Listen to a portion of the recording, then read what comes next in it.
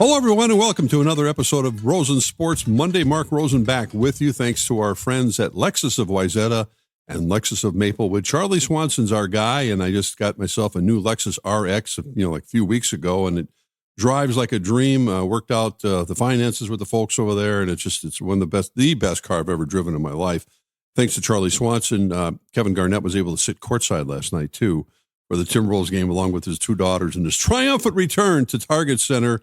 Not for the jersey retirement, but at least to come back into the building. We'll talk more about that and a lot of other stuff with our guest today, Jim Souhan, a Star Tribune columnist and our founder here at Talk North Sports. Jim, it's nice to hear your voice and to see you. I know you've been a little under the weather, so I appreciate you spending some time with us today. Much better today, so I think I'm over it. Just a rough few days. I think everybody goes through something this time of the year, but good to be with you. Yeah, there's so much to talk about. Let's start with what I just was talking about. KG coming back to Target Center last night, his grand entrance with Alex Rodriguez and Mark Laurie before the game. And it was kind of interesting. I don't want to call it anticlimactic. I wasn't there. I was watching it on TV. But it wasn't a jersey retirement, but it was his first time in the building, in 9 years, ever since he had his parting of the ways with Glenn Taylor and then some. So what were your thoughts about that before we talk about the team and the playoffs, et cetera, et cetera? Just what KG's presence meant to the organization. Overdue, and I think for the fan base, it's a really big deal. For me, it's just something that we needed to get to and get past. And I think next year a jersey retirement day that they can really build up to with KG. Hopefully doing a lot of media and a lot of appearances. I think could be a really feel good story. This is more like the first. It's the first time two divorced people see each other in public and have to figure out how to talk. Do I talk? Do I talk to her? Did she talk to me? So I'm glad we're past it. KG is a tough dude. I understand why he was upset with Glenn Taylor. But I also see that Kevin Garnett got to go play for the Boston Celtics and win a championship, and that would not have happened here. This franchise was in bad shape when they traded him. They didn't trade him. They did a terrible job at the trade. They didn't trade him for value. They botched the whole thing. They probably botched their relationship with him. But the reality is that Kevin Garnett had a choice between playing for a bad franchise in Minnesota or going to Boston and winning a championship in one of the greatest places you can win a championship in the world. I just think it's time to get past the bitterness and let people celebrate him. That's all anybody wants to do is just slap him on the back. Let people slap you on the back, Kevin. I just thought the whole thing, I don't know, the timing's the timing, but I kept saying to myself when I was watching the game last night on TV, Garnett's sitting courtside with his daughters, as I mentioned, and he's looking out there and going, who the hell are these guys? I don't know any of them are, when you look at that starting lineup the Wolves naturally put out there. And he had a chance to obviously talk to the team before the game, I guess, last night. And obviously the whole team, Anthony Edwards and Randall and the rest of the gang was there. But I think it's kind of weird to think about. You and I remember, those glory days, in particular 2004. And you have to be of a certain age to even, remember that, or to, you read about it. And it's like, man, it's just another reason why time goes by, and sports in particular puts that mark on it. When you think about KG, that was 22 years ago. Is that possible? So you have to be, 30 years old to even remember any of KG playing here in Minnesota. It's remarkable. They've only had two good runs here in franchise history. One good run was when they finally put some good players around Kevin Garnett, and they made it to the Western Conference Finals, and might have won it all if Sam Cassell hadn't done the stupid thing he did. Right. They were a really good team. And then you have this current group, which has now won, 4 playoff series in 2 years, which is 4 times more than they won their entire history before that. And 2 really completely different things. You look back at the good Garnett years, it was mostly Garnett and Flip and just finding complementary pieces. Garnett was an incredibly dominant player. And at the time, you could, just like we picked on Joe Mauer a little bit during his career, but appreciate him once it's over. There were times when we were all like, man, I wish Kevin Garnett was more of a guy you just hand the ball to in the last 30 seconds and he'd go win it for you. That really wasn't his strength. but he was such a defensive force. He was such a great all-around player. He played so hard all the time that he elevated a terrible franchise almost by himself. This is different what we have now. Mm-hmm. Now they have a true great general manager. Now they have a great coach and great coaching staff. I know people like to nitpick Finch. Look what he's done. He's fantastic. They have depth. They have organizational depth. They have roster depth. They have multiple ways to beat you. They have a star that you can hand the ball to in the last 20 seconds and you can go win your game. This team is so much better built. This franchise is so much better built than that franchise was then. Garnett just elevated them back then. And Jim, I think this team is actually built better than the last two that have gone to the Western Conference Finals. But the problem is, if you look at the competition in the West, starting as big underdogs, really big underdogs to a team they're very familiar with, the Denver Nuggets, starting on Saturday afternoon, just to get back to the Western Conference Finals is going to take some real heavy lifting. The Sumo, Bones Highland, an up-tempo offense that they can play, maybe getting better defensively. But they do have some pieces that, with all due respect to the Luka Garzas of the world, this is a team that's built for the long run. The problem is they're going to be underdogs again, and it starts Saturday to kind of pick up and go from where they left off. And I'm wondering if they let too many games slip away during the regular season when they kind of poo-pooed some of the scheduling and the importance of them, found themselves in the sixth spot instead of getting a home court and maybe a better opportunity in the playoffs.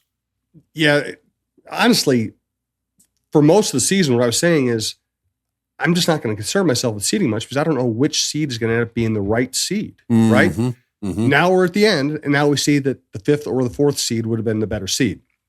If they're fifth, you want to play the Lakers. Let's face it. The Lakers, they're without Doncic, and we didn't know this until 2 weeks ago. Sure. But what we know now they were is the hottest team in the Lakers. league. Yeah, they were the hottest team. Yeah. But this would be the Wolves would walk over this version of the Lakers. I think the Wolves would handle the Rockets. They end up with the worst possible matchup they could have had as a top 6 seed, and that is against a very good Nuggets team that is hot right now and that is getting healthy. Now, the easy thing to say is the Wolves have matched up well with the Nuggets in the past. They took down the champion Nuggets 2 years ago in the greatest game and series in franchise history. Mm-hmm. But I don't think we should pretend. I don't think that's comforting because of the way the Nuggets are playing right now. And this Wolves team has a lot to prove. They did kind of coast through this season. I understand why they coasted through the season, and they had some injuries that slowed them down. And then they changed the way they played with the trading deadline. There are a lot of excuses for that, but this is not a comfortable matchup. They're going to have to play great to win. I think they're capable of it. Bigger picture, as you pointed out, if the goal is to win a championship, and that is their goal, they might have to beat the Nuggets at their best and the Spurs and OKC just to get to the finals. How about that? I mean, my God, Oklahoma City is still the best team in basketball. The Spurs have been the best team in basketball for like the last couple of months. And Jokic leads a very good team in points, rebounds, assists, and steals. The guy is unbelievable.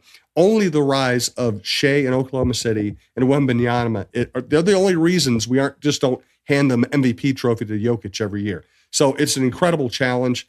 I also think the Wolves are good enough to beat the Nuggets. It's just going to be a rough road to get to anywhere back to where even to get the Western Conference Finals. Yeah, Finch is going to have to really use his rotation smartly and use his bench smartly because let's just say they are going to beat Denver in 6 or 7 games. This series is going to take a toll on them and either team before going into the next round. And San Antonio, and I don't know what the hell they were thinking last night when they just kind of let the Lakers.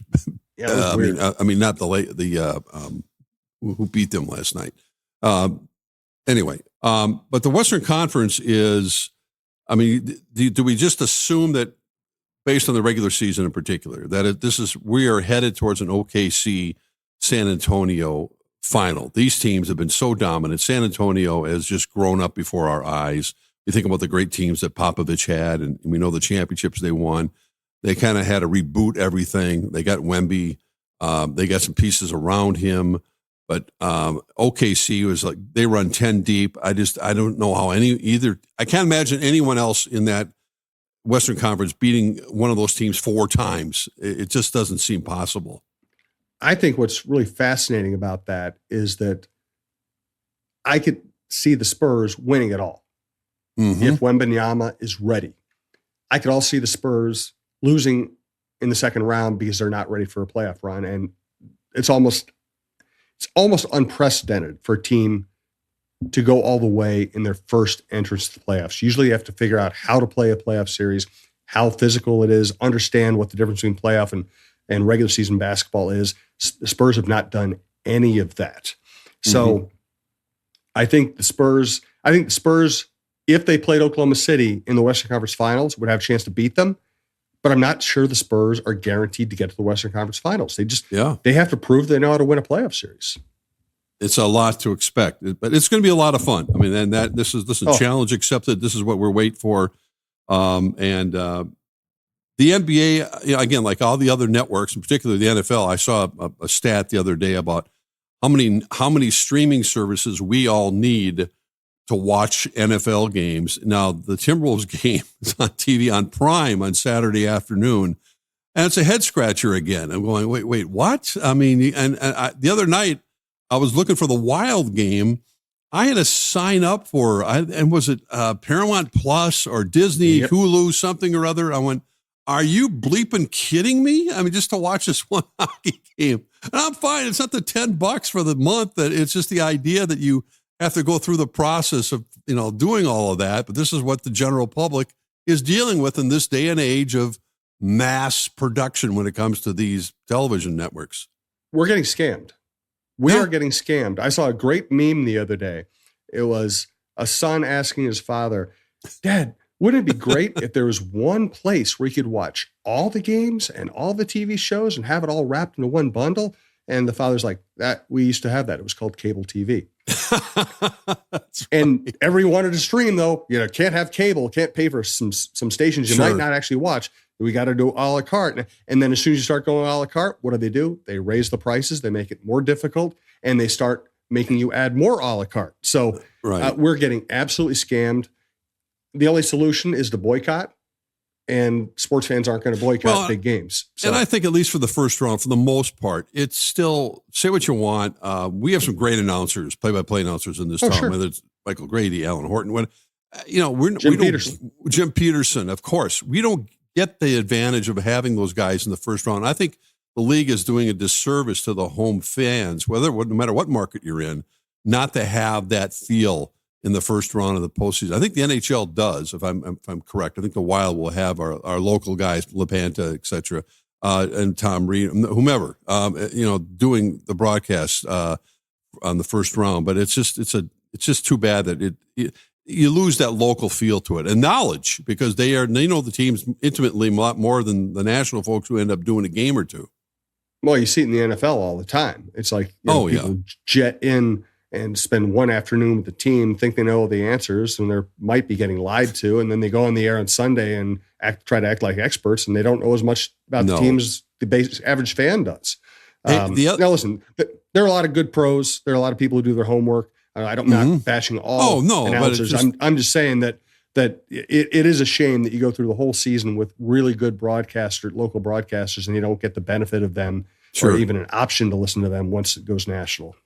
The other team, Alex Rodriguez and Mark Laurie are owners of, is the Minnesota Lynx. And over the weekend, and it happens tonight, by the time you may listen to this, the pick may already be in, but my goodness, the WNBA just exploded with the new collective bargaining agreement. It's like the equivalent of nil on steroids, beating the WNBA. Some of these players went from $75,000 a year to over $1 million a year. The Minnesota Lynx smack in the middle of it, losing players left and right, going, are they going to have a roster this year? All of a sudden, they're signing players from Czechoslovakia we've never heard of. They may be all-stars. You just don't know. And tonight they have the second overall pick in the WNBA draft.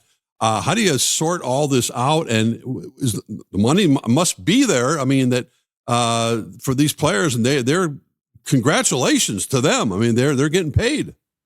They are, and this is the NBA entering its mature phase. And just like NBA and NFL, everybody's going to lose players. This year you had wide open free agency and an expansion draft. So, of course, they're going to lose players.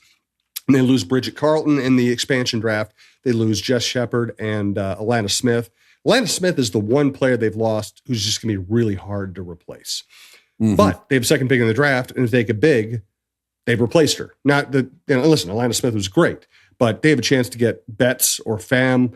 The guard from TCU, now, I know, yeah. And Miles, the guard from TCU, is an option. Right. Bud, if she isn't taken first, is an option. I think my guess here, and I'll probably be proven wrong, is that Pham seems like the high upside pick. A 19-year-old from Spain, multi-talented, can play all over the place. She might be a future superstar, and you got to go big with the second pick.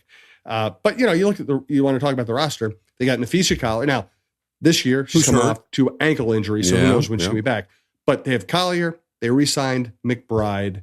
They re-signed Courtney Williams. They still have Uhas coming back, I think. They signed Natasha Howard, and they have the second pick in the draft. They're going to be they have enough talent to be good. And Cheryl has a way of managing to put the roster together and to put them together as a team. And don't fool yourself. I mean, you're right.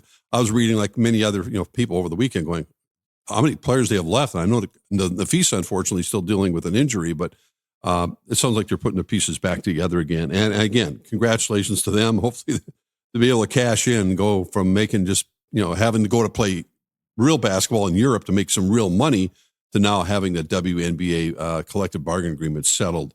The question of the day around the sports water cooler is, if you were to say which team has a better chance of advancing in the playoffs, the Minnesota Wild or the Minnesota Timberwolves, which one would it be and why?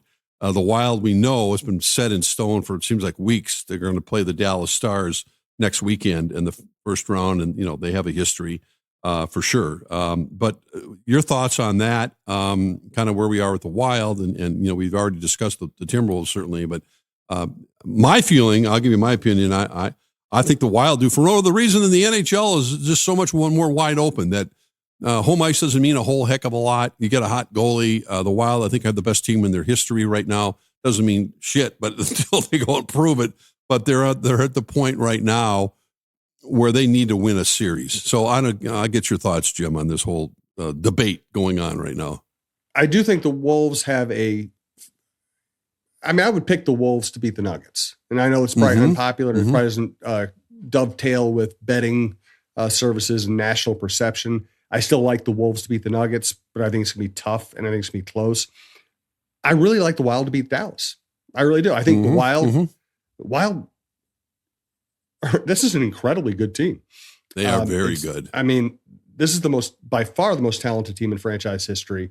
They just don't have any real weaknesses. And they got bigger and stronger at the trade deadline. They got deeper. They had two good goalies. I don't think home ice means that much for two teams of this caliber. The Wild were actually a very good road team this year. So I like both teams to advance, but I like the Wild more. I think the Wild are an exceptional team right now. And man, the fan base, you talk about starving for a winning team. It's just, they got to be on the edge of their seats right now. It's been a long haul just to get past the first round. And then we know, of course, they end up playing the Colorado Avalanche. We're talking about arguably three of the maybe four best teams in the NHL. That's just the way you can't argue. You can't beat the system right now. So, just deal with it. There's nothing else you can do about it. They got to play them at some point.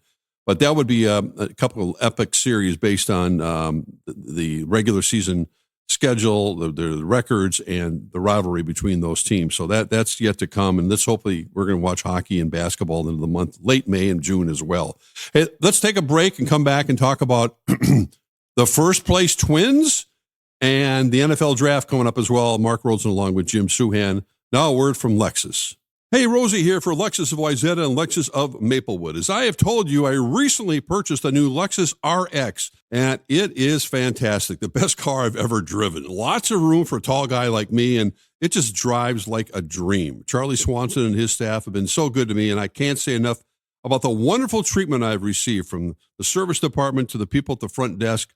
They're all very welcoming. We purchased an all-gas model, but keep in mind it also comes in a hybrid and a plug-in hybrid. And I think my wife is going to do an NX Lexus this spring. So go to Lexus of Wayzata or Lexus of Maplewood and come and see what they have that works for you.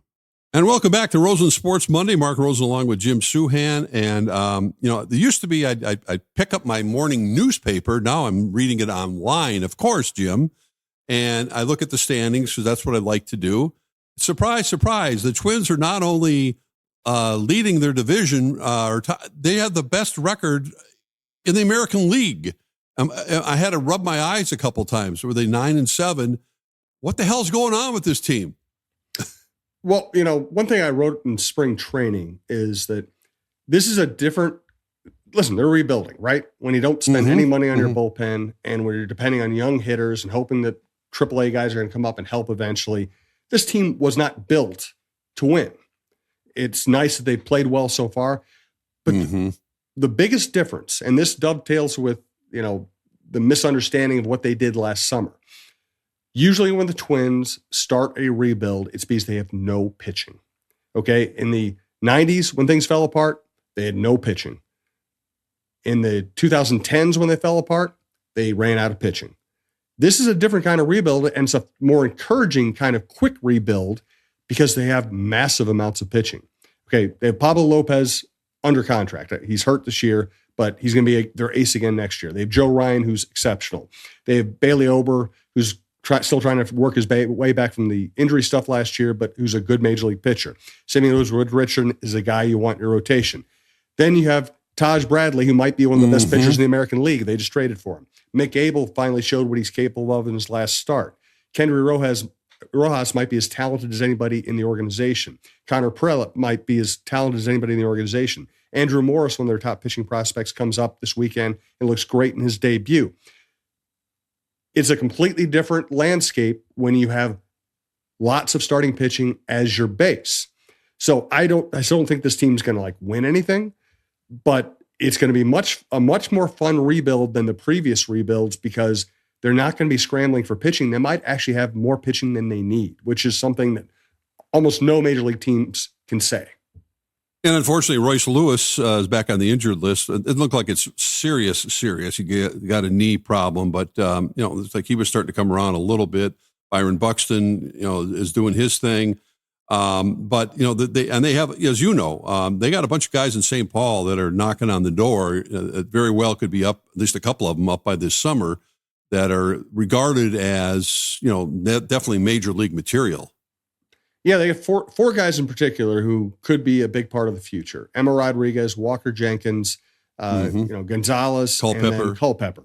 And honestly, none of them are tearing it up at AAA right now. Sometimes guys get bored with AAA and don't perform until they it's AAA stats can fool you in 8 different ways, but none of them are begging to be called up at this point. What you hope is that because of injuries or failures or whatever else, whenever the right time to call one of them up is, you hope they're ready at that point. Also have to remind people, Torrey Hunter and Justin Morneau, 2 of the best Twins of the last 30 years, both bounced up and down about 8 times before they started hitting major league pitching. They sure did. So it can be a long, slow process, which is another reason why rebuilds can be painfully long. Jim, what was your reaction? You got a lot of pushback on a column you recently did about, basically having... Yeah, you probably were aware of that. In the world of social media... Actually, I don't pay much attention, so you got to tell me why people are mad at me. Because you said something nice about the Pohlads, or that they should... that fans should extend the olive branch, I believe, with the Pohlad family. I was trying to have fun, and you're not allowed to have fun in the sports world. We can't have sports be fun, Mark. We're not allowed to have fun in the sports world. This has to be deathly serious, and you have to just pound the desk and scream at people all the time. I tried to have some fun with the idea that, listen, Twins fans and the Pohlads are stuck with each other. Okay, so I tried to be a marriage therapist. You're stuck with each other. Okay, you didn't want to get a divorce because you both love your dog, so you got to stay together for a while. And so if we're going to get along, you have to actually give some concessions, right? And the Pohlads have to accept they angered the fan base, and the fan base has every reason to be angry with them. And Twins fans should recognize that as much as they hate the Pohlads, there are some good things. Pohlads have been great about maintaining Target Field. They have great facilities in spring training. They have great overseas facilities. They have a very good farm system. They tend to keep their top employees happy. There are worse owners out there. There are owners that spend more money, but there are also worse owners out there. And the Pohlads are not going to move the team. So we all wish they would spend more money, but believe it or not, there are worse owners out there. And then, for the Pohlads, I do say, hey, you should spend more money. You need to prove to the fans you care about winning. Otherwise, you're going to have a terrible reputation. So I just try to say, is there any common ground where we can just stop complaining? Because here's the problem. If you're going to complain about the Pohlads every minute of every day, what are you going to accomplish? You're going to ruin your own mood. You're going to ruin your appreciation for baseball. You're not going to be able to enjoy any mild success this team has this year. Why do you do that to yourself? Why make yourself miserable? Listen, I understand. We all understand why people, and I'll raise my hand, both hands up in the air. After I'm not saying they're wrong, Mark. I'm not saying they're wrong. I'm saying they're ruining their own mood. 100%. And this is my point, is that I was as pissed off as anybody after finally winning a playoff series. They lost, a tough one to Houston, and then they came back and they slashed the payroll. That pissed me off to no end.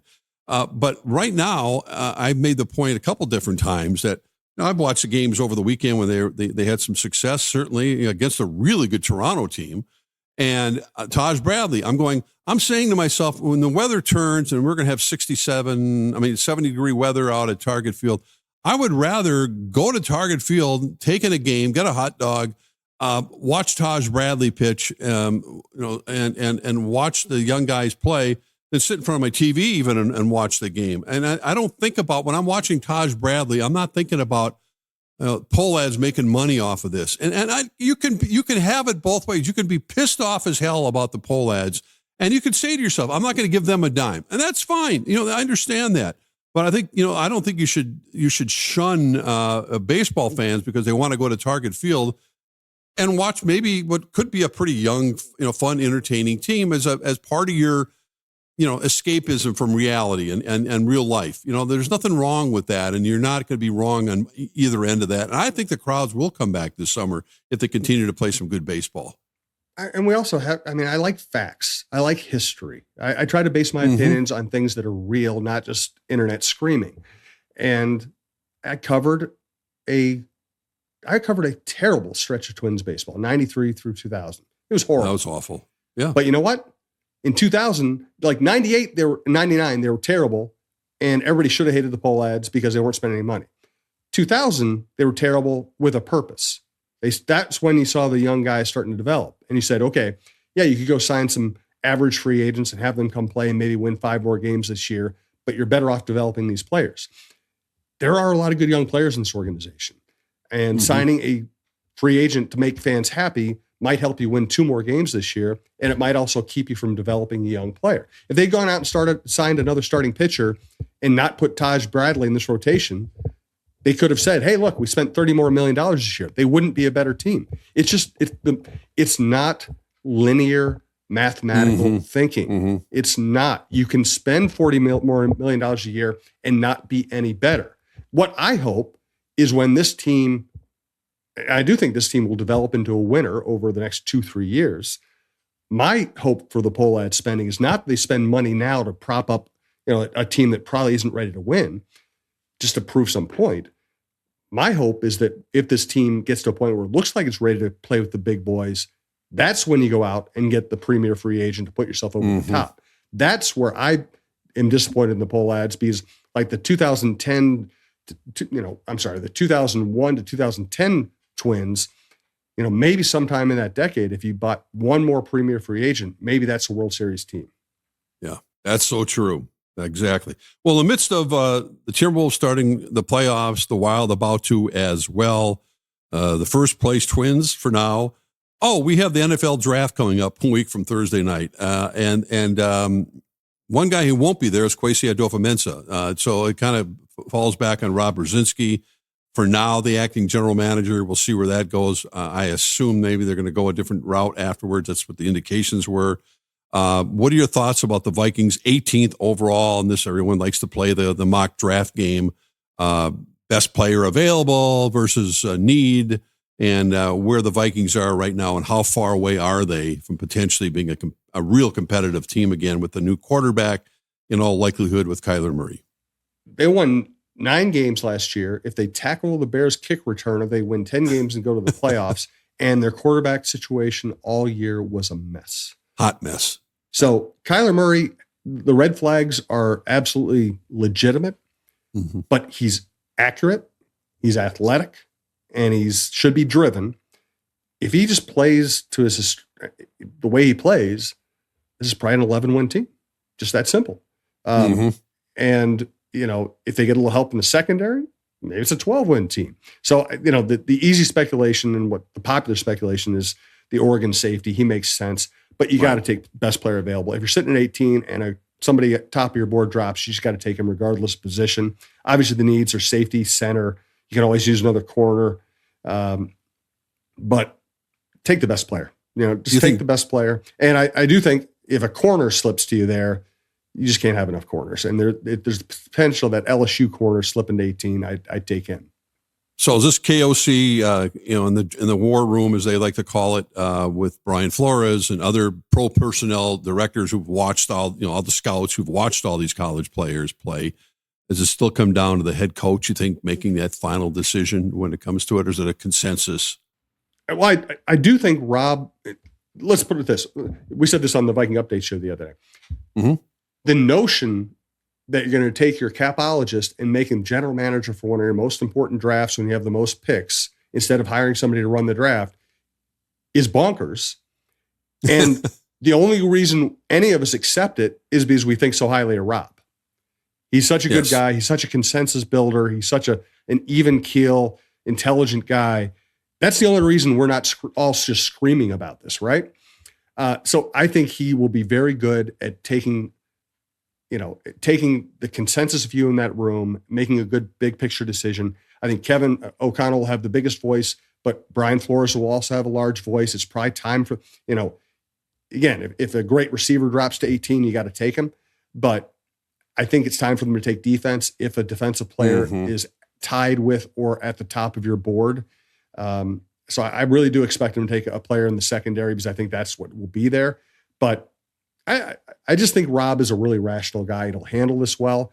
This is not really the right way to run this draft, but you kind of trust Rob to get it right. I agree. Yeah, I agree. And we'll see if anything else develops. Remember, Jonathan Grenard's name was mentioned as kind of in the hot seat for a little bit about a possible trade. And, that's cooled down only because there hasn't been a lot of action leading up to the draft that may, pick up again. I think they should keep Grenard. And I think that was a trial balloon. I think that was a trial balloon just in case somebody wanted to overpay for him. I don't think they really want to I don't think you want to trade him to trade him. I think they only want to trade him if somebody just blew them away with an offer. And we're going to talk about this forever until training camp, until the regular season starts, about J.J. McCarthy's role, what he has to prove when he walks into, for the first time at TCO, working out at the mini camps, et cetera, et cetera. Preseason, you might see him a little bit. What's his view from the top of the world right now, looking at this quarterback situation and his own fate with this Vikings franchise? Well, I'm sure he's frustrated, and he needs to channel all that frustration into understanding why he's in this situation, which is probably lack of maturity, lack of development. I will say this again. I think there's a lot of good stuff there. I still think I still am high on him. He is able to play well in clutch situations. He's athletic. He has arm strength. He has arm talent. I think he has a great attitude. He just needs to translate that into more consistency. We've seen good J.J. McCarthy, and it's really good. He just needs to eliminate bad J.J. McCarthy, which takes maturity. If he handles this all right, the next time he gets a chance to start in the NFL, which might be week 3 after Kyler Murray sprains his ankle, he just needs to prove himself. It's all still there for him. It is, and I hope. I think I know he just got married. I think over the weekend, and he's maturing, and let's hope he gets that opportunity. And his case is more consistent with the way quarterbacks develop than the ones that end up, coming right out of the gate and end up being stars as well. Well, I'll be watching from a distance. I'll be in Italy for the NFL draft. Oh, good for you. Which part? Well, we're going to Rome and then heading up. Excuse me. I always say down, going up to Tuscany and then eventually to Florence. So with the 9-hour time difference, you still have cell phones. I don't think Prime exists probably in Florence, Italy, but I'll pick up on the games and et cetera, and it'll all be there when I get back, I'm sure. Yes. But Jim, I appreciate your time as always, and good stuff. And go Wolves, go Wild, and go Twins. Let's have some fun this summer, and we all need it. We all need a break from reality and escapism. And listen, watching the Masters over the weekend with what Rory did, and again, people don't necessarily always watch golf tournaments, but that one always stands out. I love Rory, and it was so much. It was just you can't get much more entertaining than this weekend. No, it's good stuff. Yeah, and it was one for the books, as they say. Jim, thanks so much. Appreciate it. Thanks, Mark. You've been listening to Rosen Sports Monday. Thanks, everyone.